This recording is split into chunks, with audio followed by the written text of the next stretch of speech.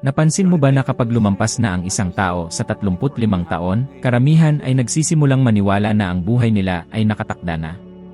Para bang ang kalusugan ay tiyak na maghihina, para bang ang mga bayarin ay hindi kailanman magiging balanse, at para bang ang hinaharap ay tiyak na malulugmok?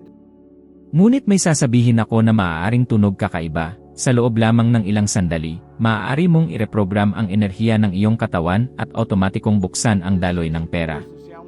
Tila imposible. Manatili ka rito dahil ipapakita ko sa iyo na posible ito. Kapag hinihiling kong mag-relax ka ng malalim, hindi ko ibig sabihin na matulog ka, ito ay paanyaya na baguhin ang daloy ng kuryente sa iyong katawan. Ilang ulit ko na itong nasaksihan, nananatiling gising ang isip, ngunit ang bawat kalamnan ay lumuluwag, bumabagal ang paghinga, at biglang ang mga bagay na tila matigas sa iyong loob ay nagsisimulang dumaloy. Ang pagbabagong ito ay hindi basta sa lamang ka. Ito ay tunay at nasusukat, binabago nito kung paano kinokontrol ng iyong sistema ng nerbiyos ang stress, at kung paano tumutugon ang iyong mga selula sa kapaligiran. Simulan natin, umupo ng tuwid, ipikit ang mga mata sandali, huminga ng dahan-dahan, huminga sa loob ng 4 na segundo, hawakan sa loob ng 1 segundo, at huminga palabas sa loob ng 6 na segundo. Ulitin ito ng 3 beses at damhin ang pagbabago. Bawat hininga ay nagpapababa sa dalas ng elektrikal na alon sa iyong utak, bawat pagbuga ng hangin ay nagbubukas ng espasyo para mawala ang tensyon. Sa loob lamang ng ilang minuto, mababawasan mo ang aktibidad ng laban o takas na mode at maa-activate ang vibrasyon ng katawan na nakatutulong sa paggaling, kalinawan, at lakas. Kung iniisip mo na wala kang oras, subukan mong gawin lamang ang 3 siklong ito pagkagising at mapapansin mo ang kaibahan sa buong araw. Marami ang nagsasabi sa akin, Proctor, hindi ko mapatahimik ang isip ko, o skeptical ako, parang esoteriko lang ito. Naiintindihan ko, naramdaman ko rin yan dati. Ang katotohanan, hindi namin hinihiling na mawala ang isip mo, hinihiling lang namin na piliin mo kung saan mo ilalagay ang atensyon mo. Magsimula sa isang punto, ang pakiramdam ng hangin na pumapasok at lumalabas, ang tunog ng iyong hininga, o ang pakiramdam ng upuan sa ilalim mo. Iyon lang. Ang pagsasanay ay hindi nangangailangan ng pagiging perpekto, kundi ng pagtitiyaga. Isipin mong bumababa ka sa isang elevator, sa bawat palapag, gumagaan ang katawan mo, luminaw ang isip mo. Sa malalim na palapag na ito, may silid kung saan nakikita mo ang malinaw na larawan ng iyong mga ninanais, hindi malabong panaginip, kundi malinaw na imahe na parang nangyayari na. Gamitin ang silid na ito bilang sagradong lugar sa isip sa loob ng 30 segundo tuwing dumarating ang stress, sa bus, sa pila, o bago magsimula ng pagpupulong. Ang kakayahang bumaba sa elevator at pumasok agad sa silid na ito ay ang nagpapalayo sa mga taong basta tumutugon sa buhay sa mga taong aktibong lumilikha nito. Isang praktikal na halimbawa, isipin mong may hawak kang barya sa kanang palad. Sa isang mukha ay ang kapaligiran, mga nakasanayan, opinyon, at tinig ng iba. Sa kabilang mukha ay ang universal na batas, ang prinsipyong namamahala sa paglikha, ito ang panig na pumipili. Sa bawat paghinga, isipin mong iniikot ang barya sa panig na gusto mong maranasan sa buhay. Simple ito, dahil simple nga ito, at iyon ang dahilan kung bakit ito gumagana araw-araw. Ang aplikasyon ngayon, maglaan ng 10 minuto sa umaga para sa ehersisyong ito, 3 minuto ng maingat na paghinga, 4 na minuto ng elevator, visualisasyon na malinaw ang mga larawan ng malusog na katawan at dumadaloy na pananalapi, at 3 minuto para maramdaman ang pasasalamat na para bang natanggap mo na.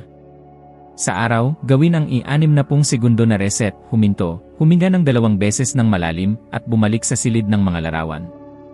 Gawin ito ng sunod-sunod sa loob ng 7 araw, at makakabuo ka ng bagong gawi na nagbabago sa otomatikong enerhiya ng katawan mo. Hindi ito basta subjective. Ang maikling at regular na sesyon ng meditasyon ay nagpapakita ng nakikitang pagbabago sa utak at immune system. May mga pag-aaral na nagdokumento ng pagbabago sa mga marker ng pamamaga at tugon ng immune, pati na rin sa mga electrophysiological na pagbabago na kasabay ng pagbaba ng stress. Ibig sabihin, ang ginagawa mo habang nakaupo ay hindi panaginip, ito ay biological na pagsasanay.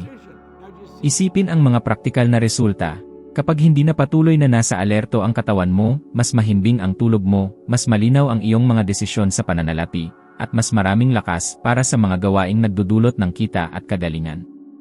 Ang kabaligtaran ay totoo rin, kapag ang isip ay pinangungunahan ng kakulangan at pagkabalisa, ang focus ay lumiit, ang mga desisyon ay nagiging makitid, at ang mga oportunidad ay dumadaan ng hindi napapansin. Hindi ito tula, ito ay behavioral science. Ipinakita ng mga mananaliksik na ang mentalidad ng kakulangan ay kumakain ng cognitive resources at nakakasagasa sa rasyonal na desisyon. Ibig sabihin, literal na inuubos ng takot sa pera ang espasyo sa isip mo. Hayaan mo akong ibahagi ang isang konkretong karanasan sa akin. Dumaan ako sa panahon na nagtatrabaho sa mga trabahong walang hinaharap, mababa ang self-esteem at walang malinaw na direksyon. Pag-uwi ko, pagod na pagod, iniisip na yon na ang aking buhay. Dito nagsimula akong madisiplina sa paggamit ng visualisasyon at elevator teknike. Hindi lang ito magagandang salita, tinuruan ko ang katawan ko na pumasok sa vibrasyon ng paggaling at posibilidad. Sa maikling panahon, nagsimulang luminaw ang mga ideya ko, napansin ko ang mga pinto na dati ay hindi ko pinapansin, at nakagawa ako ng mga desisyon na nagdala sa akin sa pagbubukas ng negosyo sa paglilinis na. Nakakagulat dahil mas lumampas pa ito sa aking inaasahan noong unang taon. Ang damdaming dumaloy sa akin sa sandaling iyon ay isang napakalalim na ginhawa na nagpaiyak sa akin ng pasasalamat, hindi dahil sa karangalan o kayabangan, kundi dahil napagtanto kong tumigil na ang aking katawan sa pagsira sa aking isipan. Ang pagbabagong ito sa pisikal na antas ay nagbigay daan para sa kasaganaan sa aking isip at sa aking pang-araw-araw na gawain. Kung iisipin mo, paano kung hindi ito gumana sa akin? Gawin mo lamang ang isang bagay na tunay na mag-aalis ng pagdududa, subukan ito sa loob ng 21 araw. Ipinapakita ng agham ng pag-ugali na ang maliliit na paulit-ulit na gawi ay lumilikha ng mga bagong koneksyon sa utak, ang sinadyang pagsasanay ay kayang baguhin ang mga otomatikong pattern. At kung ang iyong pagtutol ay hindi ako naniniwala rito, magsimula sa isang siyentipikong kuryosidad, obserbahan kung paano nagbabago ang iyong katawan at paraan ng paggawa ng desisyon pagkatapos lamang ng isang linggong maikling pagsasanay. Ang empirical na obserbasyon ang pinakamabisang paraan upang patunayan. Tandaan, ang katawan ay isang sensitibong instrumento na tumutugon sa iyong mga pinipiling focus. Kapag pinili mong sadyang bawasan ang antas ng stress, kapag isinagawa mo ang visualisasyon ng elevator, ang simbolikong hawak ng barya, at ang malalim na paghinga, muling pinoprograma mo ang iyong biolohiya pabor sa iyo. Hindi ito walang laman na pangako, ito ay isang simpleng, praktikal, at madaling ulit-uliting plano ng aksyon na nagbabalik ng enerhiya, kaliwanagan, at kapangyarihan sa pagpapasya. Gawin mo ito ngayon, huminga, bumaba sa elevator, ilagay ang imahinatibong barya sa iyong bulsa, at simulang isabuhay ang frekwensya na nais mong akitin. Kapag hinihiling kong isipin mong bumababa ang elevator, hindi ito basta magandang larawan lamang, ito ay isang praktikal na kasangkapan na ginagamit ko upang patayin ang otomatikong takbo ng isip at ma-access ang isip na lumilikha. Sa bawat palapag na binababa mo, may pisikal na pagbabago, lumalalim ang paghinga, lumuluwag ang mga balikat, at ang tensyong pumipigil sa malinaw na pag-iisip ay nababawasan, at kapag bumukas ang mga pinto, papasok ka sa iyong silid ng mga imahe, isang lugar kung saan ang iyong mga desisyon ay naranasan at nadama na tila tunay. Ang silid na ito ay hindi mabagal na pantasya, ito ay isang maayos na estrukturang mental na espasyo upang subukan, damhin, at ulitin hanggang sa natural na sumunod ang panlabas na aksyon. Napaka-praktikal din ang dahilan kung bakit ito gumagana. Ang pag-aalala tungkol sa pera ay kumakain ng atensyon at utak, kapag puno ng si paano kung at hindi ko kayang bayaran ang isip. Mas kaunti ang espasyo upang makita ang mga opsyon at gumawa ng malinaw na desisyon. Ipinapakita ng mga pag-aaral na ang kakulangan ay sumisipsip ng kakayahang kognitibo at nakakasagabal sa pagpapasya. Kaya bago gumawa ng desisyong may kaakibat na panganib, mahalagang ibalik ang kalinawan ng isip. Ang pagbaba sa elevator ay nagbabawas ng pasaning ito at nagbabalik ng kaliwanagan. Gawin natin ito ng sunod-sunod, umupo ng tuwid, huminga ng malalim at mabagal ng 3 beses. Sa ikatlong paghinga, isipin ang mga numero, 10, 9, 8, at sa bawat numero, maramdaman ang katawan na nagiging magaang. Idikit ang dulo ng hinlalaki sa daliri bilang isang maliit na pisikal na angkla. Pagdating sa isa, buksan ang pinto sa isip at kulayan ang silid ng mga detalye. Kulay, tekstura, amoy, tunog sa paligid, pakiramdam ng Amerikana sa balikat. Huwag lamang tingnan, damhin. Isipin ng malinaw ang isang desisyong kailangan mong gawin, halimbawa, tanggapin ang isang alok sa trabaho, mamuhunan sa isang ideya, o bayaran muna ang isang utang, at obserbahan sa silid ang ideal na kinalabasan. Sino ang kausap mo? Ano ang kapaligiran? Ano ang sinasabi mo? Ano ang nararamdaman mo? Sanayin ang mental rehearsal tulad ng pag-ensayo ng isang atleta. Pinapabuti ng mental practice ang aktual na pagsasagawa kapag dumating ang totoong oras. Kung iniisip mong imahinasyon lang ito, subukan sa siyentipikong paraan. Gamitin ang elevator bago gumawa ng maliit na desisyon sa loob ng 1 linggo at ihambing ang resulta sa mga otomatikong desisyon. Sa aking kabataan, noong ako'y sugatan at nagtatrabaho sa mga trabahong hindi nakapagbibigay ng kasiyahan, naalala ko ang isang gabi na mag-isa akong naupo at ginamit ang silid ng mga imahe upang isa-isang suriin kung paano maging may kakayahan, malusog at entrepreneur. Hindi ito agarang resulta, ito ay isang malinaw na pakiramdam na nagbago ng takot sa estratehiya. Bigla kong alam kung anong aksyon ang gagawin, gumawa ako ng kalkuladong hakbang, at nagsimula sa ibang direksyon. Ang damdaming iyon sa pagbabagong iyon ay halo ng ginhawa at tahimik na tapang, hindi luha, kundi isang tahimik na determinasyon na nagtulak sa akin pasulong. Itinuro sa akin ng karanasang ito na ang silid ng mga imahe ay hindi pantasya, ito ay isang laboratorio ng desisyon. Bukod sa personal na karanasan, may ebidensya na ang maikling, nakatuon na praktis tulad nito ay nagbabago ng utak at katawan sa nasusukat na paraan. Ipinakita ng mga maikling programa ng meditasyon at pagsasanay sa atensyon na may pagbabago sa mga pattern ng utak at mga tagapagpahiwatig ng immune system, ibig sabihin, literal mong binabago kung paano tumutugon ang iyong katawan sa stress at oportunidad kapag regular mong ginagawa ito. Ang mga biolohikal na pagbabagong ito ay nagpapadali upang mapanatili ang kaliwanagan na nakuha mo sa elevator. Upang gawing nakasanayan, narito ang isang praktikal at tuwirang ehersisyo. Sa loob ng 7 araw, bago gumawa ng anumang desisyong pinansyal, kahit maliit, gawin ang reset ng elevator, 60 segundo, huminga ng 3 beses. Bilangin mula 10 pababa hanggang 1, buksan ang pinto, isabuhay ang nais na eksena sa loob ng 20 hanggang 30 segundo, bumalik at isulat sa isang linya. Ano ang naramdaman mo at ano ang susunod na praktikal na aksyon? Pagkatapos ng 7 araw, ihambing ang resulta.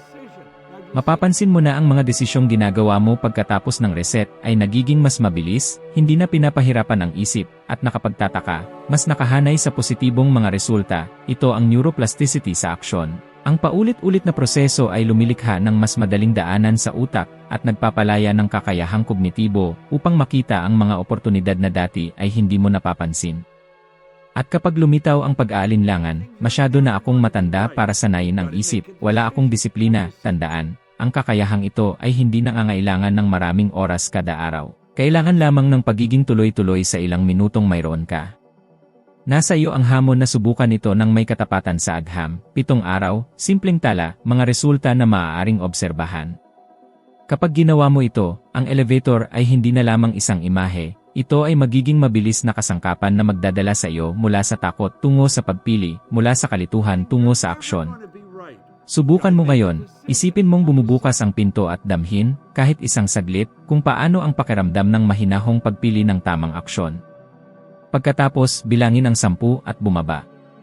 Ang pera ay hindi lamang mga numero sa bangko, ito ay isang dalas na iyong inilalabas sa pamamagitan ng iyong mga iniisip, damdamin at kilos.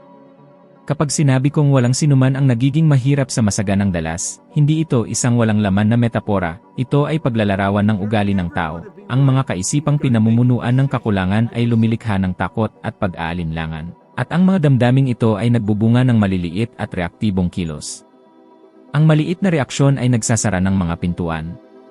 Ang masaganang dalas ay nagpapalawak ng pananaw, nagpapakita ng mga oportunidad, nagtutulak sa iyo na makipag-usap sa tamang tao, at magsabi ng kung saan ang karamihan ay magsasabi ng baka. Ito ay practice, hindi mahiwaga. Magsimula sa pagtukoy ng panloob na pahayag na pinakamadaling nakakasagasa sa iyo tungkol sa pera. Maaaring ito ay hindi ako karapat-dapat, ang pera ay napakahirap kitain, swerte lang iyon. Isulat ito. Pagkatapos, sa tabi nito, isulat ang kabaligtarang pahayag sa kasalukuyan, maikli, direkta, at damang-dama. Aking hinihikayat ang mga pagkakataon na karapat-dapat sa aking oras, karapat-dapat ako sa kasaganaan. Bawat araw ay ginagawang mas bihasa at mas pinahahalagahan ako.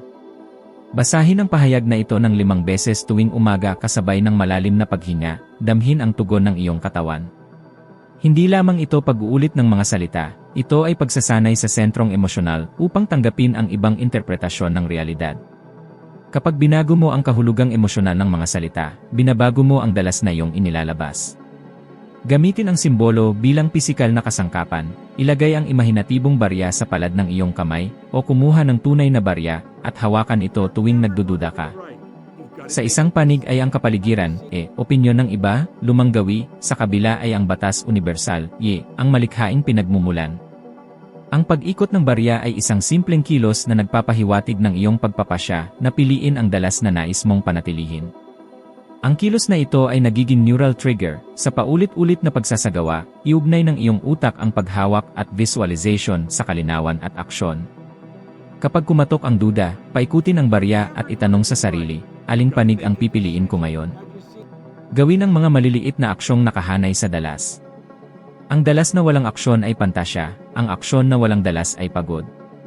Narito ang isang praktikal na protokol na maaaring gawin ng sinumang may edad 35 pataas, kahit kaunti lamang ang oras, 3 malaytaong paghinga paggising, 3 minuto, ituon sa pakiramdam ng katawan.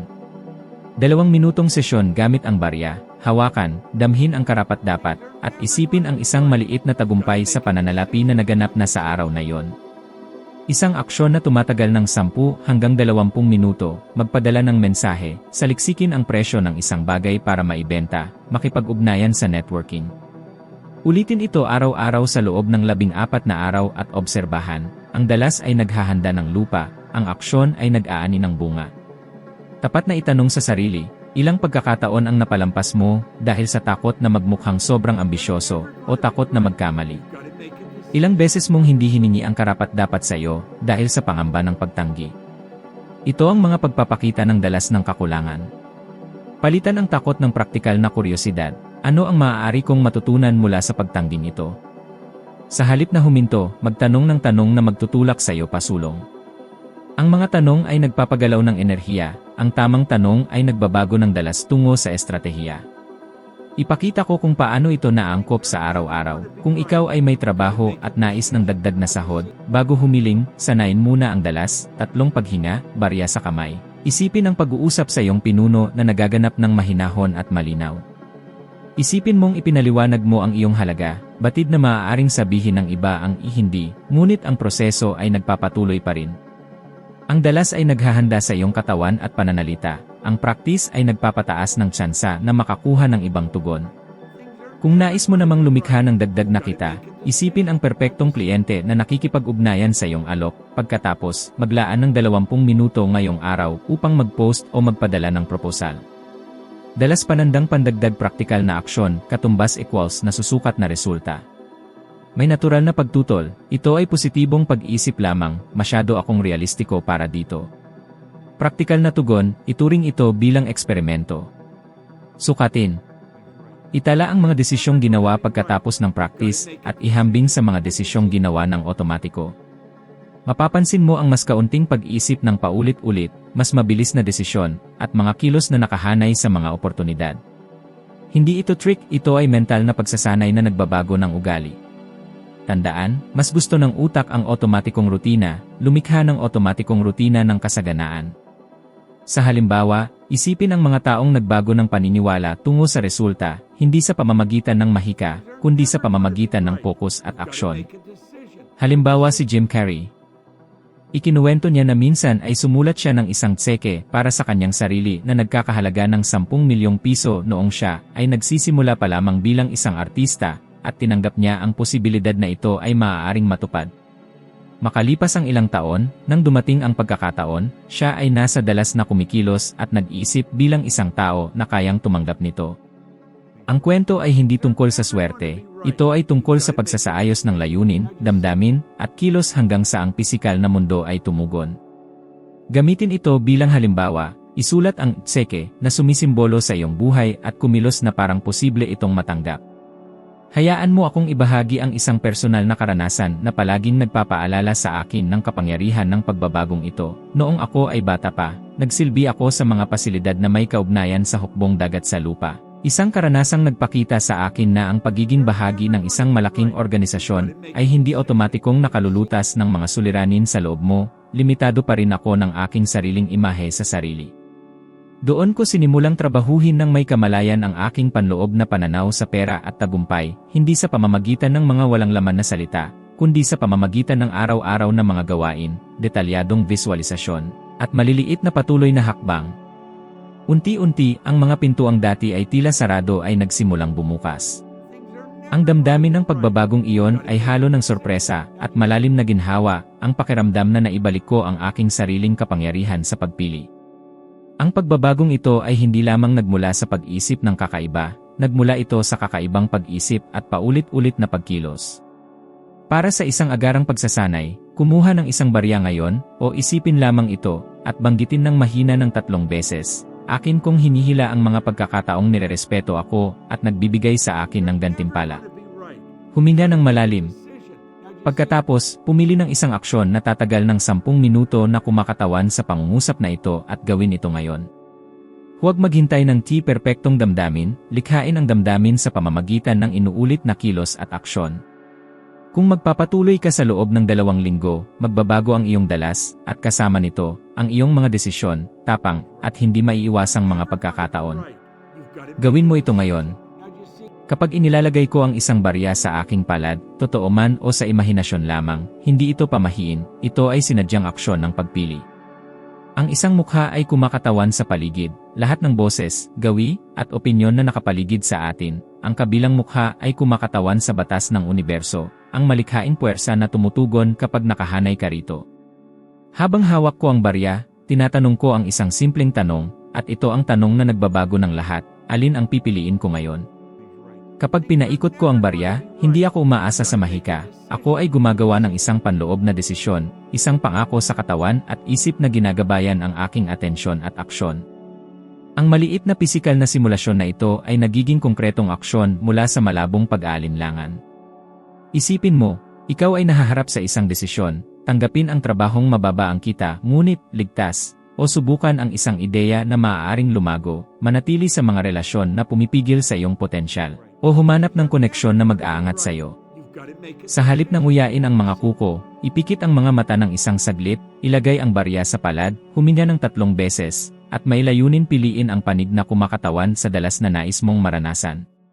Pagbukas ng mata, agad na gawin ang isang maliit ngunit konkretong hakbang na sumasalamin sa piniling iyon, isang mensahe, tawag, o balangkas ng panukala.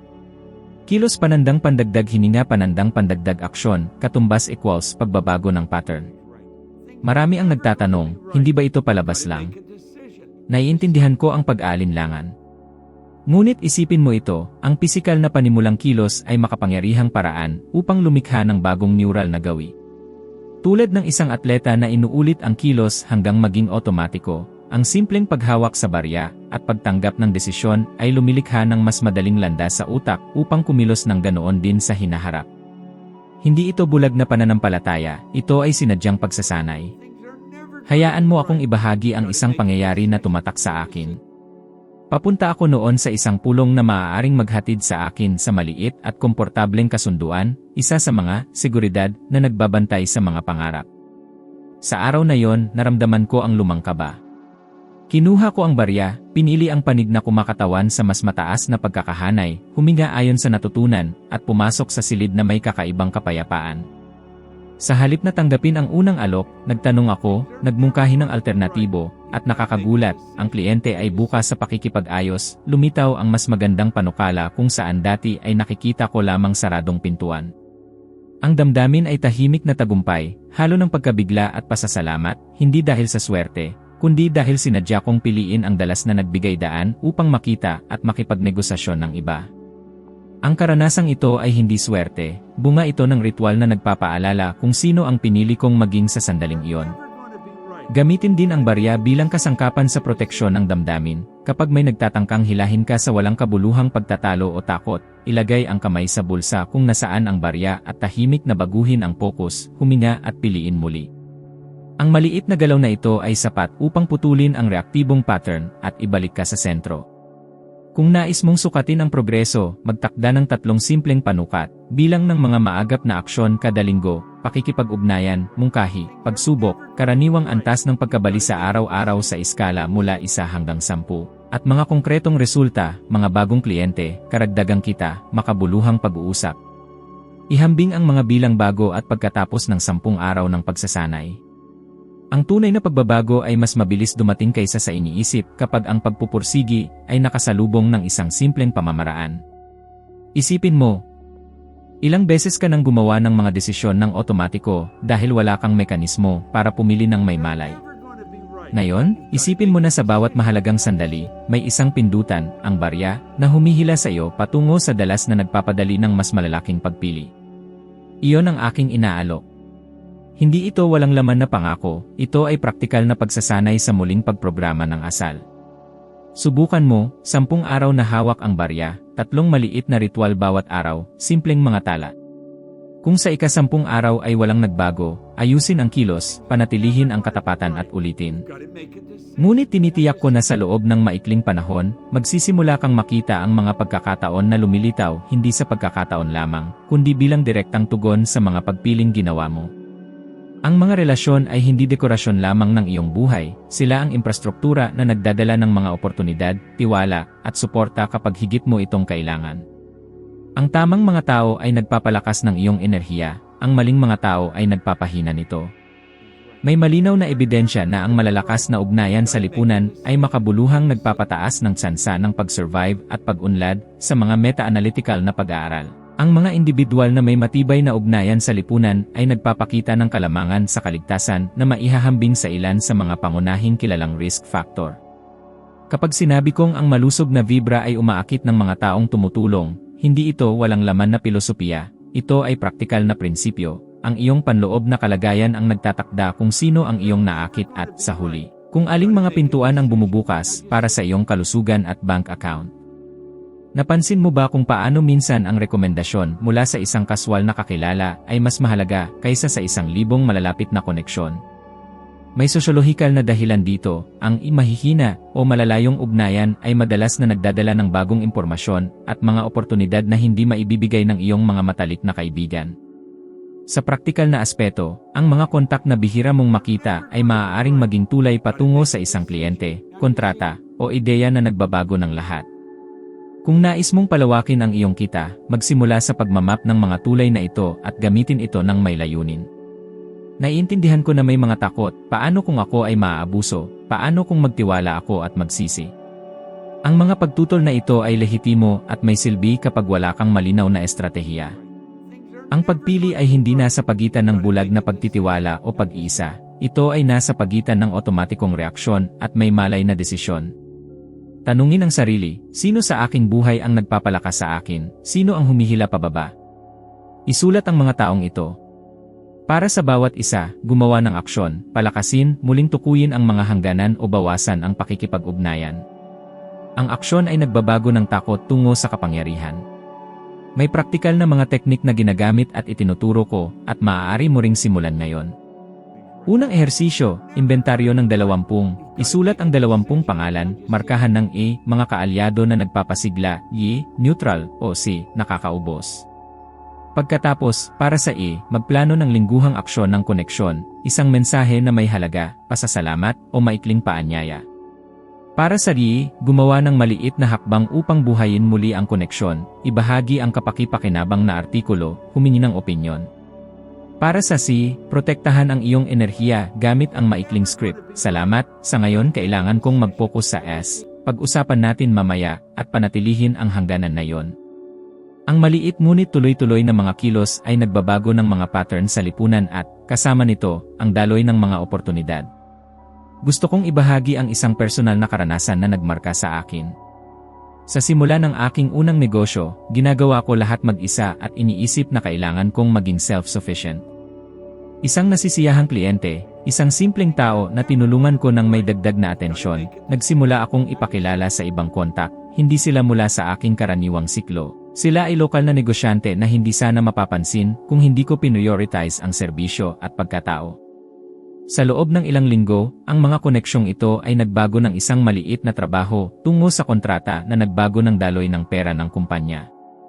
Naalala ko ang sarili kong tumatawa ng nag-iisa, nagulat, may mainit na pakiramdam sa dibdib, hindi lamang pera ang dumarating, kundi ang kumpirmasyon na ang pamumuhunan sa relasyon ay nagdudulot ng tunay at hindi inaasahang balik. Ang emosyon ay halo ng masayang sorpresa, tawa at maikling luha, dahil naunawaan ko na minsan ay minamaliit ko ang kapangyarihan ng pagtrato sa tao bilang layunin, hindi bilang paraan lamang.